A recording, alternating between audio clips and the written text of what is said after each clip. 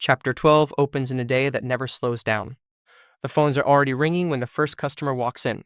A technician is standing at the counter waiting on a decision that affects their entire bay. A customer in the lobby is watching you closely, not angry, not impatient, just observant. Your screen is full of inspections in different stages, some reviewed, some half finished, some missing notes you meant to come back to. And then a customer looks at you and says something deceptively simple. Whatever you think we should do. On the surface, it sounds like trust. Underneath, it's pressure. A capable but limited advisor feels that pressure immediately, not because they don't care, but because they care a lot. They feel the weight of choosing wrong. They feel the responsibility of spending someone else's money. They feel the pace of the day pushing them forward whether they're ready or not. So they move fast. They grab language they've heard before. They soften the recommendation. They over-explain to buy time. They smile and apologize at the same time because part of them doesn't fully believe what they're saying yet. And the customer notices not the details. The disconnect, the hesitation before the number, the way the voice tightens, the slight shift in posture when the recommendation moves from comfortable to expensive. Customers don't need technical knowledge to sense uncertainty. They feel it instantly. This is where personal productivity stops being about speed and starts being about integrity. Because the fracture that breaks advisors isn't laziness or lack of effort. It's inconsistency.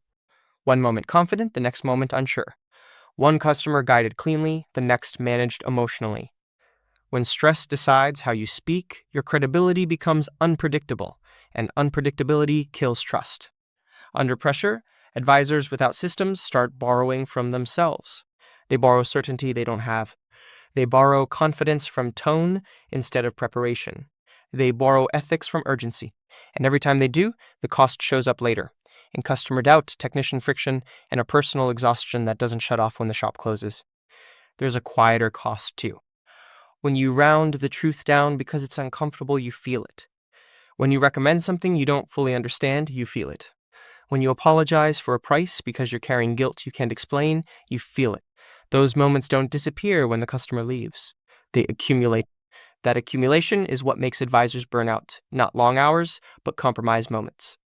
This is why some advisors sound confident one day and shaky the next. It isn't personality, it's preparation. Stress becomes the operating system when there isn't one in place already, and pricing guilt makes it worse. Many advisors don't see the full picture. They don't see the overhead, the liability, the payroll pressure, the equipment payments, the cost of comebacks, or what happens when work is undercharged. So they internalize responsibility without understanding value. They apologize for fair pricing. They discount to relieve tension. Their body language starts asking permission instead of offering guidance. Customers read that immediately. At this level, failure isn't being busy or overwhelmed. Failure is letting stress choose your words, your ethics, and your accuracy. Failure is letting urgency dictate who you are at the counter. This chapter exists because elite advisors need personal systems that hold under pressure. Systems that allow you to move quickly without becoming fake. Systems that protect the customer without compromising truth. Systems that keep your voice consistent, whether the day is calm or chaotic. When preparation is real, confidence becomes natural. When confidence is natural, customers relax. And when customers relax, trust grows, even when the answers aren't easy. Mastery isn't about doing more. It's about being the same advisor on the hardest day that you are on the easiest one. That consistency is what authority actually looks like. Stress reveals whether you're prepared or performing. In a real shop, stress isn't optional. Phones ring. Decisions stack. Time compresses. What stress does is expose what you actually have underneath your words. If your preparation is thin, stress doesn't create the problem, it reveals it. Advisors who rely on personality under pressure start performing. Their tone shifts. Their explanations get longer. Their confidence sounds borrowed instead of grounded. They talk faster, apologize earlier, and soften recommendations to avoid discomfort. None of that is intentional. It's the nervous system filling gaps that preparation should have covered. Customers feel the difference immediately. When preparation is real, stress doesn't change the message, it only shortens it. The explanation gets cleaner, not weaker. The voice stays steady. The recommendation sounds like guidance, not a pitch. Customers relax because nothing feels improvised. This is why personal productivity isn't about doing more tasks faster. It's about reducing the number of decisions you have to make while under pressure. When every recommendation requires on-the-spot thinking, stress hijacks the moment. When the thinking is already done, stress has nowhere to latch on. Performing confidence is exhausting.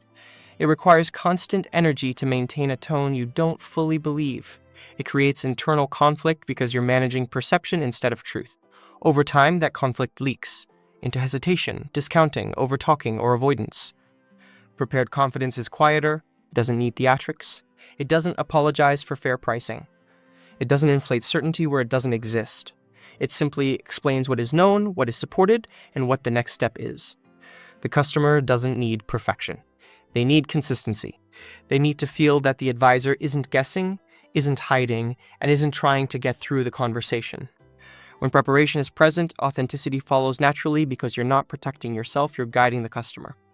This is where integrity lives in daily work. Integrity isn't a big moral stand. It's the accumulation of small moments where you refuse to speak beyond what you understand, refuse to sell beyond what you believe, and refuse to let stress choose your language. Those refusals require a system, not willpower. Without a system, stress becomes the system. It decides what you say, how you say it, and what you avoid. With a system, stress becomes just another variable, present, but not in control. Prepared advisors don't sound perfect. They sound real. They don't rush to fill silence. They don't overqualify prices. They don't hedge recommendations with uncertainty language. Their authenticity comes from alignment between what they know and what they say. This is why customers trust some advisors instantly and hesitate with others, even when the information is the same. Trust follows internal alignment. When your preparation supports your words, customers feel it before they understand it. Stress will always show up. The only question is whether it exposes preparation or performance. What do customers feel when you don't believe your own recommendation? They feel hesitation before they hear words. They feel apology before they hear price. They feel doubt before they understand details. Customers read conviction the way people read posture, instantly and subconsciously. When an advisor doesn't believe their own recommendation, the customer senses a split. The explanation gets longer. The tone softens at the wrong moments. The language shifts into probably, just recommended, or you don't have to. None of that sounds malicious. And it sounds uncertain. Uncertainty triggers self-protection. The customer starts questioning not the service, but the advisor. They wonder if the recommendation is inflated, unnecessary, or defensive. They stop listening for guidance and start listening for mistakes. Even good information loses weight when it's delivered without conviction. This is where objections are born. Most objections are not about price or value. They are about trust. When the advisor's confidence wavers, the customer assumes something is wrong, either with the recommendation or with the motive behind it. The customer doesn't know which, so they hesitate. That hesitation feels like resistance, but it's actually caution. Customers also feel emotional leakage. If you feel guilty about price, they feel it. If you're afraid of being judged, they feel it. If you're rushing to get through the conversation, they feel it. None of this requires technical understanding. It's human perception. When belief is missing, advisors often try to compensate by talking more. More words, more options, more disclaimers. This creates confusion instead of clarity. Confusion delays decisions and increases stress for everyone involved. On the other side, when belief is present, customers feel steadiness. Even if they decline the work, they feel respected. They don't feel sold to. They feel guided. Declines stay clean instead of becoming tense. This is why belief must exist before recommendation. Not certainty about outcome, but conviction about honesty, proof, and responsibility. If you can't explain why something matters, what supports it, and what happens next, the customer will sense the gap immediately. Customers don't expect you to be flawless. They expect you to be real. Real means aligned. Aligned means your words match your understanding and your ethics. When belief is present, price becomes information instead of confrontation. When belief is missing, price becomes the battleground. So the deciding factor isn't how persuasive you are. It's whether you trust your own recommendation enough to stand calmly behind it. Customers can feel that trust, or the lack of it, long before they make a decision. The way you stay confident without performing is by removing decision-making from the moment you speak. Personal productivity at this level is not about speed tricks or hacks. It is about preparation that protects your integrity when pressure is highest. When the phones ring, the bay waits, and the customer is staring at you, you should not be deciding what you believe. That work must already be done.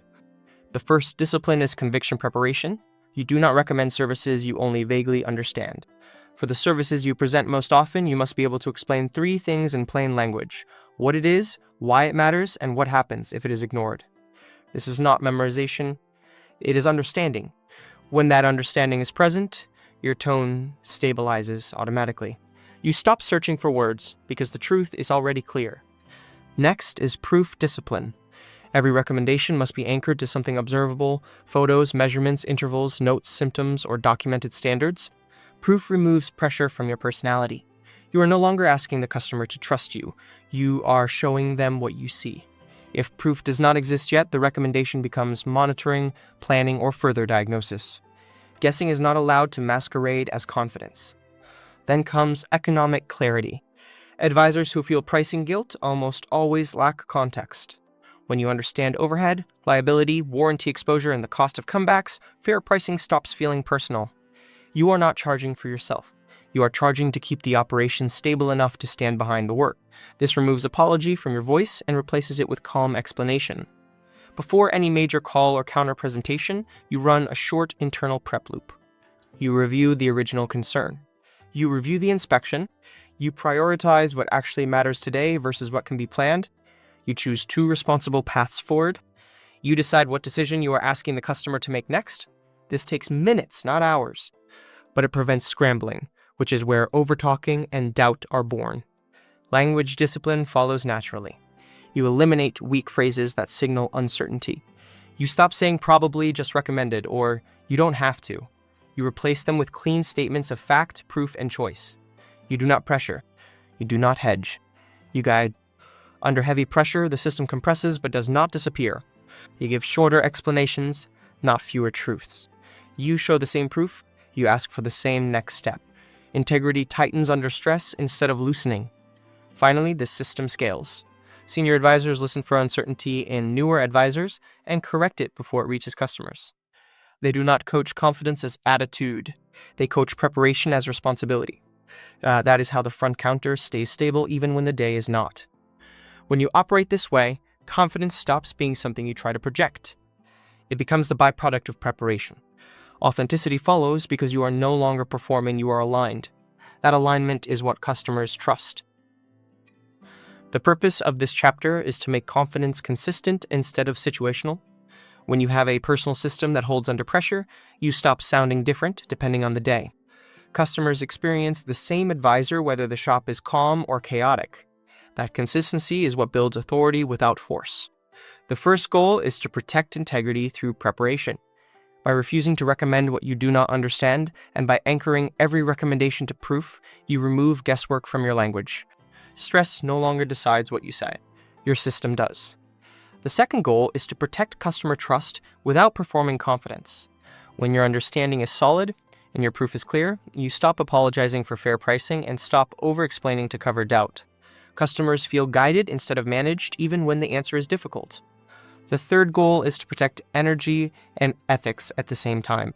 Advisors burn out not from workload, but from compromised moments that accumulate. When your system prevents you from rounding truth down, discounting out of guilt, or speaking beyond what you believe, you go home lighter. The shop stays with you less. Elite personal productivity is not about doing more. It is about deciding less in real time. The thinking happens before the pressure. The speaking stays clean during it. When this becomes standard, advisors stop fearing hard conversations. Technicians stop inheriting confusion from the counter. Customers stop sensing hesitation. And leadership no longer has to correct tone, pricing, or ethics after the fact. Confidence becomes steady. Authenticity becomes effortless. Integrity becomes visible. That is what a real personal productivity system delivers.